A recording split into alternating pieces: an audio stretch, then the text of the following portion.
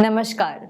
Real estate से जुड़े हुए आपके हर प्रॉब्लम के सलूशन लेकर हम द लीगल एंगल में फिर से आए हैं और मैं जीनल आप सबका स्वागत करती हूं। और आज हमारे स्टूडियो में हमें गाइड करने के लिए जो एक्सपर्ट आए हैं वो लीगल एक्सपर्ट तो है ही, पर साथ में चेस खेलने में भी एक्सपर्ट है। उन्होंने अराउंड 70 बुक्स लिखी है on cooperative society, transfer of flats, recovery of dues and so on. और वो इंडिया के लीडिंग न्यूज़पेपर में प्रॉपर्टी मैटर्स के ऊपर 800 से भी ज्यादा आर्टिकल्स लिख चुके हैं। Cooperative society residents and users association के प्रेसिडेंट भी हैं। आई एम श्योर आप सबको उनका गाइडेंस लेने की बहुत जल्दी हो रही होगी। So without wasting any time तो मैं स्वागत करती हूँ हमारे आज के legal expert advocate Vinod C Sampat का। Hello sir. Hello, welcome to the studio. मेरा सबसे पहला क्वेश्चन एक पर्सनल क्वेश्चन है। आपने इतने बुक्स लिखे हैं, आर्टिकल्स लिखते हैं, आप लेक्चर्स लेते हो, इनफैक्ट कई लीगल एसोसिएशन में आप एक्टिव मेंबर भी है। How do you manage all this? Basically जो मेरे काम करने की स्टाइल ये है कि आज कोई भी मैं क्लाइंट आता है मेरे पास, तो मैं क्लाइंट को सिर्फ उसके प्रॉब्लम के एंगल से नहीं देखता, मैं ये एंगल से देखता हूँ कि ये जो प्रॉब्लम एक जन को फेस कर रहा है वो ढेर सारे और लोग भी फेस कर रहे हैं। तो क्यों ना वो क्वेश्चन को उस तरह से अपन मोल्ड करें ताकि दूसरे जो क्लाइंट्स है, दूसरे जो अपने प्रेक्षक है, दूसरे जो मेरे रीडर्स है, उनको भी इसका फायदा क्यों ना मिलना चाहिए। And this is like a subconscious habit now. मतलब आप एक क्लाइंट के प्रॉब्लम का सॉल्यूशन सबको पहुंचाते हैं। I must say it is a kind of a social service. Social service भी है, और जो अपने पास आता है वो कुछ परेशानी उसके फेस की है और उसके सॉल्यूशन के लिए आता है। And we have also got certain moral duties to the society which helps us build up this particular pattern of work. हमने सुना है कि आप इंस्टीट्यूट ऑफ चार्टर्ड अकाउंटेंसी में भी लेक्चर्स लेते हैं। कोऑपरेटिव सोसाइटीज के रूल्स रेगुलेशंस है वो दूसरे रूल से थोड़े अलग है। Institute of chartered accountants of India नए चार्टर्ड अकाउंटेंट्स को ट्रेनिंग देने के लिए, उन्हें एक्सप्लेन करने के लिए, कोऑपरेटिव सोसाइटी रिलेटेड इश्यूज के लिए रेगुलर सेमिनार्स करते हैं। I have been fortunate enough to guide the budding chartered accountants at Bombay, Nagpur, Nashik, Poona, Aurangabad, Mahabaleshwar and many other centres. In fact sir मुझे ये भी जानकारी है कि आपने बॉम्बे स्टैम्प एक्ट 1958 में कुछ क्षतियाँ थी वो भी पॉइंट आउट की थी। मुंबई स्टैम्प एक्ट के प्रोविजंस ऐसे है कि पहले के ज़माने में समझो मैंने ड्यूटी नहीं भरी है, मेरी ड्यूटी का अमाउंट 1 लाख है, तो मुझे पेनल्टी जो है 10 लाख तक का प्रोविज़न था, 10 गुना इवेडेड अमाउंट का। तो कई ऑफिसर्स इसका मिसयूज़ भी कर रहे थे। तो हमने गवर्नमेंट से रिक्वेस्ट की कि make it in a uniform policy so that there is equality, और government saw substance in this and they decided to take penalty uniformly at 2% per month for the evaded amount. इससे सबको फ़ायदा होता है और clarity आती है। Stamp act में ढेर सारे करेक्शंस अभी भी ज़रूरी है। एक एग्जांपल मैं आपको दूँ कि मैंने फ्लैट परचेस किया है 80s में, उस वक्त कोई भी वजह से मैंने रजिस्ट्रेशन नहीं किया है। तो कानून आज ये एक्सपेक्ट करता है मुझसे कि आज के दाम के मुताबिक मुझे स्टैम्प ड्यूटी भरनी पड़ेगी। बच्चा भी जानता है कि 80s में प्रॉपर्टी के दाम और 2014 में प्रॉपर्टी के दाम में ढेर सारा फ़र्क है, और ये चीज़ के लिए करेक्शंस बहुत ही ज़रूरी है, और हमने गवर्नमेंट को ये भी रेकमेंड किया है। स्टैम्प एक्ट में और टिपिकली काफ़ी गवर्नमेंट एक्ट्स में the aspect of accountability is lacking which is being misused. मुझे ये कहने में ज़रा भी हिचकिचाहट नहीं है कि आप कोई भी प्रॉपर्टी परचेस करके रजिस्ट्रेशन ऑफिस में जाओगे तो there is a probability that you will have to pay speed money for registering your document. ऐसा क्यों होना चाहिए? The law should be very simple, और मेरे घर पे ही बैठ के मैं क्यों ना डॉक्यूमेंट रजिस्टर कर सकूं, जबकि आज अपने पास इंटरनेट की फैसिलिटीज़ है। We are going towards an advance stage where computerisation is being used in a best possible manner. मैं ये नहीं कहता कि गवर्नमेंट को उससे नुकसान होना चाहिए। जैसे रेलवे ने तत्काल की सिस्टम की है, वैसे हर चीज़ में स्टैम्प ड्यूटी में गवर्नमेंट ऐसी रूल करे कि आज हमारी ड्यूटी इतनी है, आप 5,000 रुपये एक्स्ट्रा दो, आप 10,000 रुपये एक्स्ट्रा दो, हमारा ऑफिसर आपके ऑफिस में आएगा और वो काम निपटा के जाएगा। तो इसका फ़ायदा गवर्नमेंट को एडिशनल रेवेन्यू के रूप में होगा और पब्लिक भी खुशी खुशी पैसे देंगे क्योंकि they are contributing to the nation. तो ऐसे सॉल्यूशंस निकालने चाहिए प्रैग्मेटिक, जिससे आम आदमी का भी फ़ायदा होता है और गवर्नमेंट का भी फ़ायदा होता है। अच्छा, मुझे याद है कि कुछ साल पहले गवर्नमेंट ने वो रूल निकाला था कि कुछ टाइम के लिए जिनका भी स्टैम्प ड्यूटी बाकी है without charges you can pay that, but अगर अब भी किसी का बाकी हुआ है this time, so what can they do? हमारे association registration fee and stamp duty payers association ने पहले भी रिक्वेस्ट किया था गवर्नमेंट से कि एमनेस्टी स्कीम निकालनी चाहिए, और हम अभी भी कहते हैं कि कई लोग ऐसे हैं कि जिन्होंने लॉ का इंटरप्रिटेशन बराबर तरह से नहीं हुआ है, क्योंकि लॉ इतना कंफ्यूजिंग था। आज मुंबई स्टैम्प एक्ट में 2500 स्टाफ है और करीबन 12,000 करोड़ की रेवेन्यू आ रही है। तो why not the government take an initiative and ensure voluntary compliances, ताकि रेवेन्यू भी आवे और जो लोग ने नहीं भरे उन्हें मौका मिले। आज क्या ये इंसाफ है कि मेरा 80s 90s का डॉक्यूमेंट है उसको 2014 का रेट लगाए, क्योंकि मैं फ्लैट बेचना चाहता हूँ, लोन लेना चाहता हूँ? तो इस तरह के कानून है। जो लोग ने आगे स्टैम्प ड्यूटी नहीं भरी है, क्यों ना उन्हें एक मौका दिया जाए, टोकन अमाउंट की पेनल्टी देके उनका वो मैटर है वो रेगुलराइज करें, ताकि उनका भी टाइटल पक्का हुए। और गवर्नमेंट के पास मशीनरी नहीं है, सबके पास जिन्होंने स्टैम्प ड्यूटी नहीं भरी है उन लोगों को डिटेक्ट करने की। सर, जैसे कि आपने अभी बताया कि 1980s का अगर किसी का स्टैम्प ड्यूटी बाकी है तो उनके ऊपर 2014 के रेट्स में स्टैम्प ड्यूटी अब गवर्नमेंट डिमांड कर रही है, but I think that is valid point from government, because उन्होंने 1980 से अभी तक भरा नहीं है, तो it is their mistake. So why should government take less money if they are taking right now? आज की डेट में लॉ क्या कहता है कि मान लो मैंने एक एग्रीमेंट किया 1981 में और 86 में मैंने एक एग्रीमेंट किया है दूसरा, तो अगर मैं स्टैम्प ड्यूटी भरने को जाता हूँ तो 85 पहले के लिए रीसेल के फ्लैट में उन लोग कहते हैं कि सिर्फ 5 रुपये ही भरना है। 86 पे मेरा एग्रीमेंट है और मैं गवर्नमेंट के पास जाता हूँ तो गवर्नमेंट मुझे कहती है कि 86 के डेट के मुताबिक इतनी आपकी ड्यूटी रहेगी, इतना आपका पेनल्टी रहेगा, और वो मुझसे वसूल करते हैं। पर मान लो मेरे को ये फ्लैट बेचना है या मेरे बैंक के लिए लोन लेना है, तो स्वाभाविक है कि जो खरीदने वाला आने वाला है या तो बैंकर रहेगा, वो खुद का टाइटल पक्का करना चाहेगा और उसके लिए वो कहेगा कि रजिस्ट्रेशन में जाओ। तो जब मैं रजिस्ट्रेशन करने के लिए जाता हूँ तो ऑफिसर यही कहेगा कि मुझे 2014 के रेट से ड्यूटी चाहिए। अब क्या ये इंसाफ है कि स्टैम्प ऑफिस जो कहती है स्टैम्प एक्ट के मुताबिक 1986 का रेट लगता है और वही डॉक्यूमेंट पे मैं जब रजिस्ट्रेशन पे जाता हूँ तो मुझे 2014 के रेट से ड्यूटी भरनी पड़ती है। This is a clash of 2 departments of the government and headed by the same boss. Bombay stamp act है, मुंबई स्टैम्प एक्ट है, वो एक स्टेट गवर्नमेंट का एक्ट है, और इंडियन रजिस्ट्रेशन एक्ट है वो सेंट्रल गवर्नमेंट का एक्ट है। तो there should be synchronisation between this 2 departments, but that is totally lacking here. And ultimately the position of the seller is like a girl's father.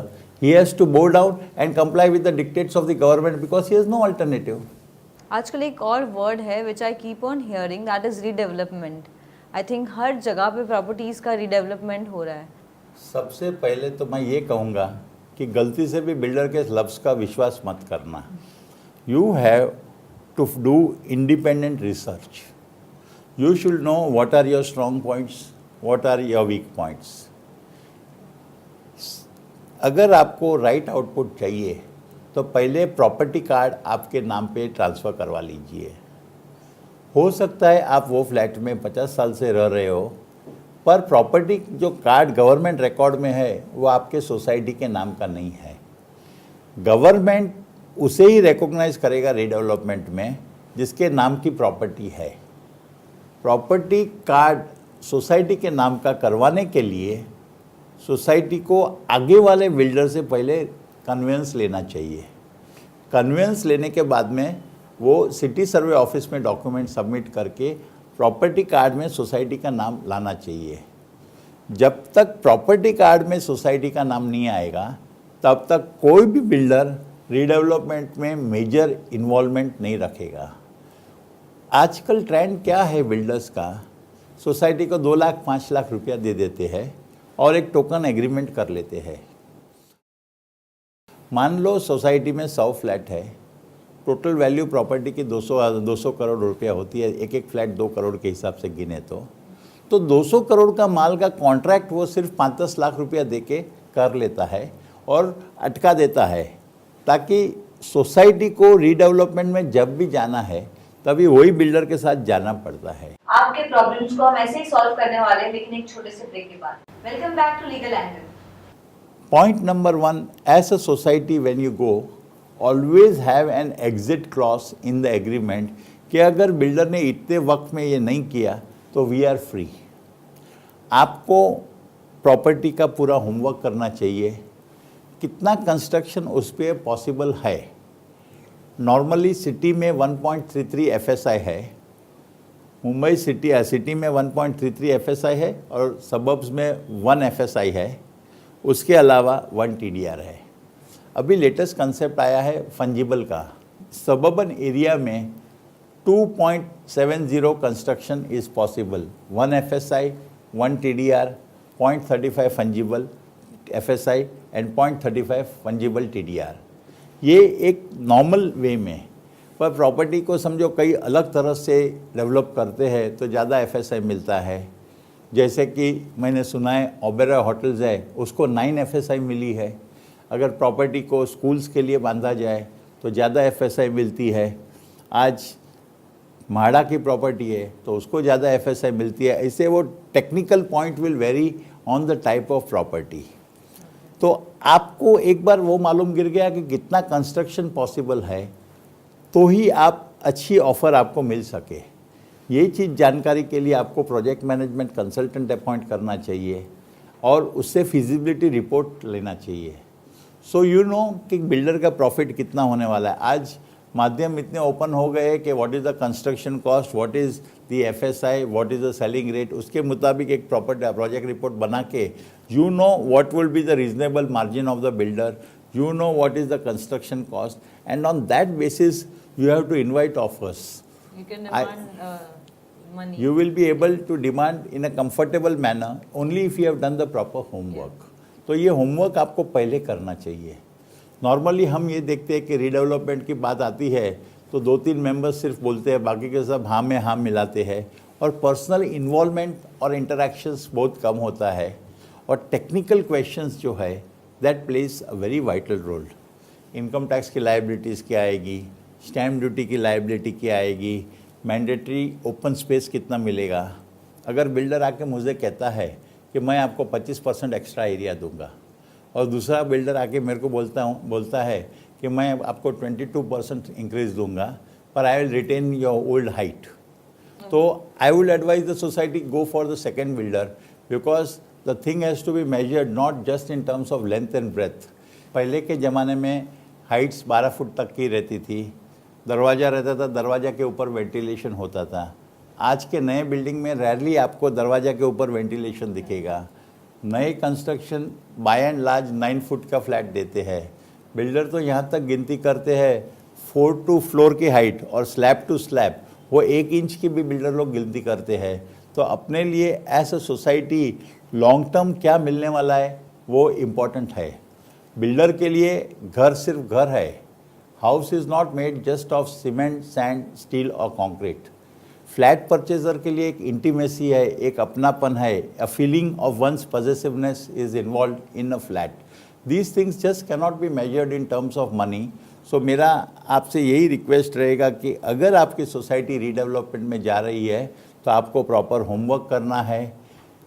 कई चीज़ें ऐसी है जिसके फ़ायदे आपको दिखाई नहीं देते, जैसे कि car parking space.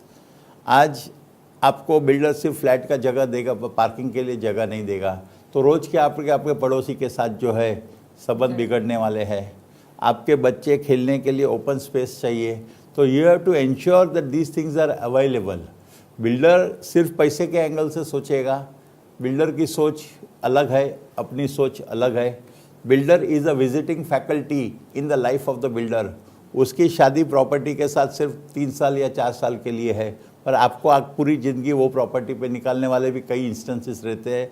So your involvement is much more.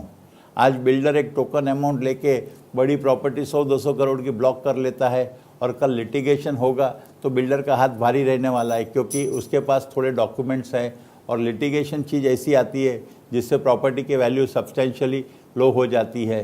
So you have to be very very cautious. जो एग्रीमेंट भी आप बनाते हो उसमें फ्लैट परचेजर्स के क्लॉसेस है, वो सोच समझ के डिटेल्ड वे में लिखना चाहिए। यहाँ पे मैं रीडर्स को एक टिप दूंगा कि कभी भी कोई भी क्लॉज को आपको इम्पोर्टेंस देना है तो उसकी शुरुआत notwithstanding anything content to the contrary उस करके आप शुरू कीजिए, so that in the eyes of law this type of a clause is a superior clause, and in the event there is a clash between two clauses of the agreement, then such clauses where notwithstanding anything contained to the contrary is written will have an upper edge. In short सबसे पहले आपको property card लेना है, exit clause रखना ही रखना है अपने agreement में, और जैसा कि उन्होंने बताया वो सारी इन्फॉर्मेशन का ठीक से ख्याल रखना है। सही है? बिल्कुल सही है। ये तो हुआ एज ए सोसाइटी आपको क्या ख्याल रखना है। एज ए मेंबर जो छोटी छोटी और बहुत सारी बातें आ जाती है रीडेवलपमेंट में, कोई लोगों को ज़्यादा जगह मिल जाती है, कोई लोगों को कम मिलती है, and then they feel cheated. इस सब केसेस में क्या करना चाहिए as a member? What precautions you have to take? देखिए, आप एक फ्लैट परचेजर हो, आपके जैसे 15, 20, 25, 50 फ्लैट परचेजर्स मिलकर एक सोसाइटी बनाते हैं, इसलिए by and large you are relying on your general body, the managing committee, who are constantly in touch with the builder and they're taking decisions. I would urge each and every member of the society not to have blind faith on the general body or the managing committee members. ढेर सारे cases में managing committee members have been found to be refined estate agents of the builder. उन लोग खुद का interest देखते हैं, नहीं कि मेंबर्स का इंटरेस्ट देखते हैं। इसलिए आपका involvement to a certain stage on your managing committee is good. You may trust the general body for certain things, but specific questions, hard-hitting questions has to be asked particularly by you and you should be satisfied. For example, builder के साथ आपकी बात होती है, आप builder को पूछते हो कितने टाइम में आप पोजीशन दोगे, बिल्डर कहता है 3 साल। तो आपका नेक्स्ट क्वेश्चन ये फॉलो होना चाहिए कि अगर 3 साल में तूने पोजीशन नहीं दिया तो फिर क्या? तो बिल्डर जवाब देगा आपको, मैं आपको पेनल्टी दूंगा। तो पूछिए कितनी पेनल्टी? वो बोलेगा महीने का 15,000 एक्स्ट्रा दूंगा। आज सोसाइटी में एक फ्लैट का रेंट भी उससे ज़्यादा होता है।